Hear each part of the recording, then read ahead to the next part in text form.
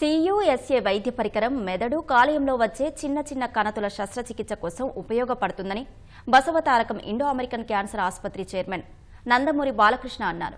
Hyderabad జూబ్లీహిల్స్లోని Basavatarakam cancer ఆసుపత్రిలో surgical equipment CUSAను ప్రారంభించారు. ఆసుపత్రి సేవలను గుర్తించి సంస్కృతి శిఖ ట్రస్ట్ ఈ పరికరాన్ని అందజేసినట్లు తెలిపారు. బసవతారకం ఆసుపత్రి స్థాపించి 25 ఏళ్లు పూర్తవుతున్న సందర్భంగా ఈ ఏడాది సిల్వర్ జూబ్లీ వేడుకలు జరుపుకోవడం సంతోషంగా ఉందని బాలకృష్ణ తెలిపారు. ఇటీవల 4వ తరం రోబోటిక్ సర్జికల్ సిస్టమ్, కొత్త పీడియాట్రిక్ వార్డ్ సేవలు అందుబాటులోకి తీసుకువచ్చామని వివరించారు.